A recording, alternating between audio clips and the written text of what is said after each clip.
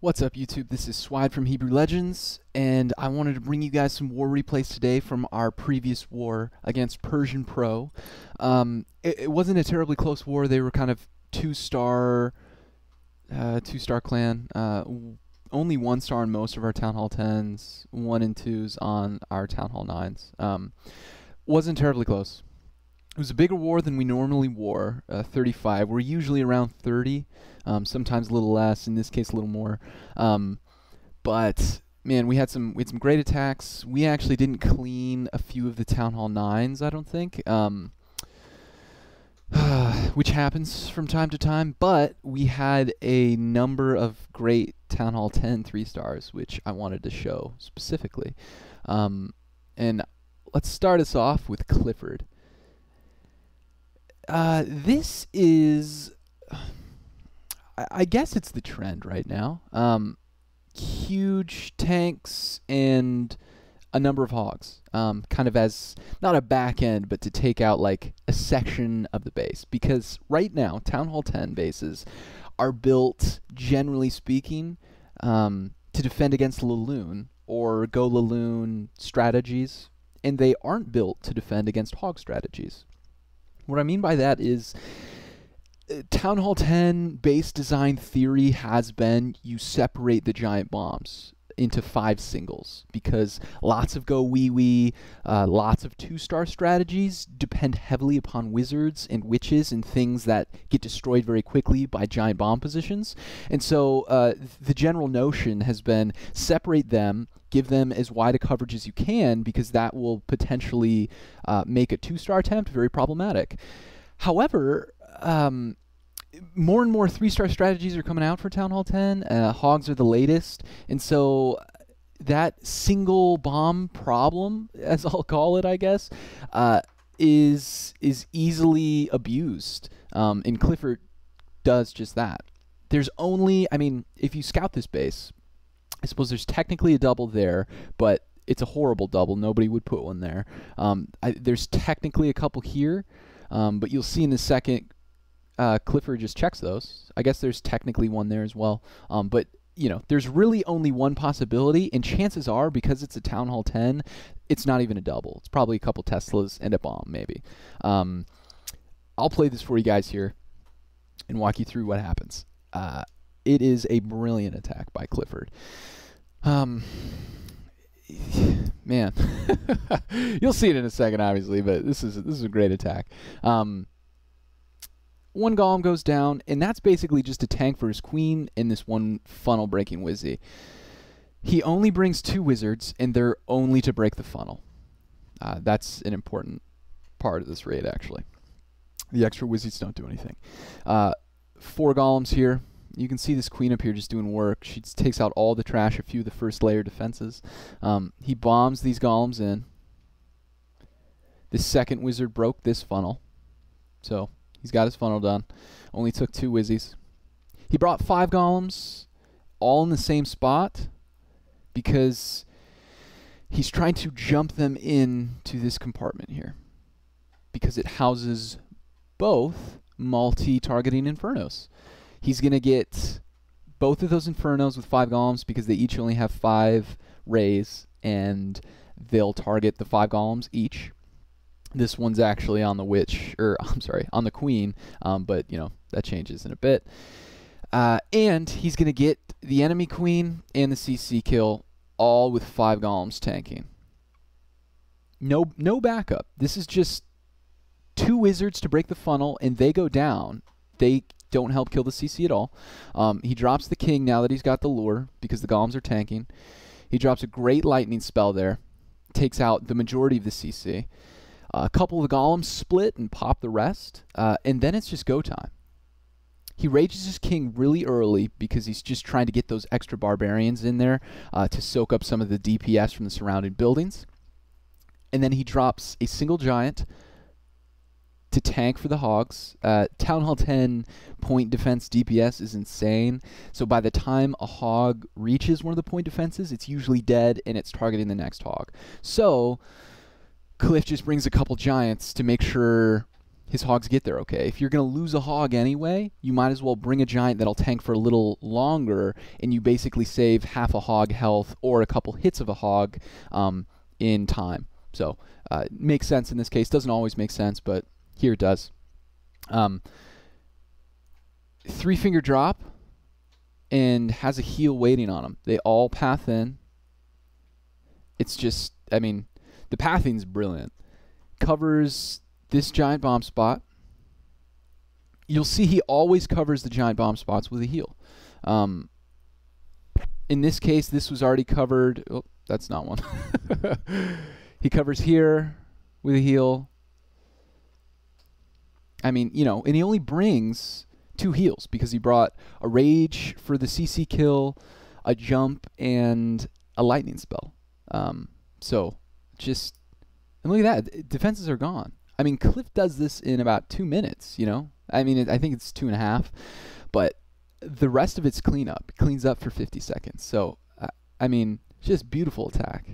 Hogs are kind of the future right now at Town Hall 10 until base design changes a little bit, because right now, especially when there's infernos like that sharing a compartment, and you can ensure that the trap positions aren't set up for your hogs or a hog attack, you get a 3-star the base if you path correctly. So let's look at Oriel's attack. Very similar attack. He is our number 1 on their number 2, and he kind of approaches this really the exact same way. He brings 5 golems, brings, you know, 16 hogs or so. And in this case, I love this. He brings some back-end loons, which is just it's clever. It's so clever. And he does it all in about 2 minutes. So again, on this base, Infernos sharing a compartment. Queen will probably, I don't think she'll jump actually. She only goes 3 max, so she'll probably hide behind that wall. CC goes down. Then golems. No need to spread your golems in this case. He's not making, doesn't need a wide funnel. All the buildings are inside more or less. He drops a Wizzy on either side, just like Clif, just to break the necessary funnel. But at Town Hall 10, like at Town Hall 9, I'll bring a couple extra wizards to break funnels. But at Town Hall 10, you have troop space is so important that you bring the bare minimum. You bring just enough to get the job done and no more, or else you don't have a chance at a 3-star. He gets the lure here. Again, those 5 golems are soaking up all of those Inferno beams. I think he missed this. I don't know if he missed the Witch or not. Maybe he didn't. If he did, I was going to give him crap, but I think he got it. But the hogs came in, pathing right through. First heal goes down on him. It's a great heal. You'll notice that the AQ is still up, which could cause a problem.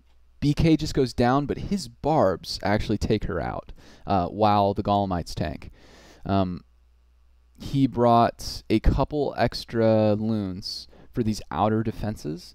Talking to him after, I don't think he needed... I don't think he really knew which defenses were necessarily the hogs weren't going to path to. He assumed a couple of these side ones, so he brought 5 loons, knowing he probably wasn't going to need a couple of them, depending on how the hogs pathed. He has a second heal on his hogs now, and there's nothing left. Drops 1 loon here, 1 loon here dies, and so he drops 2, but he learns from that and drops 2 at this archer tower up here. And then the hogs end on a giant bomb in this case, but it's too late. They've been healed up already, so it doesn't kill. It kills maybe 2 of them, but he's got 8 left, 8 or 9 left here, doing cleanup. Still got a couple balloons. Queen is now full health. He's got a golem that hasn't split. I mean, Oriel just wrecks this base. It wasn't a great base. I'll give you guys that. But, I mean, it's a max Town Hall 10, aside from walls and heroes. So, just beautiful. Love those 5 golem GoHos, guys. I call them Testudo. I think Holt calls them something else. I don't know. Testudo's cooler. We'll just say that. I want to show one more. Lots of great Town Hall 9 attacks this war, actually. But the one I want to show is DaRT. You guys may know DaRT from the Centum family of clans. He's kind of their war specialist. He's a pedagogical guy. If you've seen his YouTube, he's all about teaching particular war strategies. He's a very, very concise, he's very succinct, and he's incredibly intentional about each video that he makes. Everyone has a distinct purpose and a particular problem or gap in Clash of Clans knowledge that he's addressing. He addresses it, gets in, and gets out. He's not as long-winded as me, so if you're into a little more precise videos, go check out DaRT's YouTube channel. I'll throw a link in the description. He just came and visited us for a couple wars. He's kind of in between projects, I think, with the Centum clans, so I sent him an invite a while back, and he popped by. He is a PentaLaLoon master. I don't know if there's any other way to say it. It's incredible to watch this guy use PentaLaLoon because he does it even with the air sweeper on bases that don't look terribly Laloonable, if you will. I'm gonna play this while I sing his praises, but it's incredible. It's incredible to watch. Every single move he makes is intentional. Every drop is perfectly planned. I think he was hoping to get this cannon, but didn't quite get it. And this is his Laloon strategy. You get the lure, you drop your queen to start cleaning up a little bit of trash. He's going to let the queen take out a couple of these skellies. He'll phaser, drop the king, rage him to get the barbs out. And then as they tank these first couple point defenses, he begins his loon drop. Love that first loon drop a lot. These hounds, so normally you want to spread your hounds a little bit more to cover more surface area of the base, to potentially soak up more bombs, to draw more fire for, in order to protect your balloons. In this case, the only possible area for air traps are right here and right here. So, he doesn't need to spread his balloons at all. These are either going to be giant bombs or Teslas, same in here. So he just does exactly the deployment that you need to do in this case. So they soak up a Seeking Air Mine and a red bomb on either side. The first rage is early on either side because he's trying to get his pups raged to take out this queen.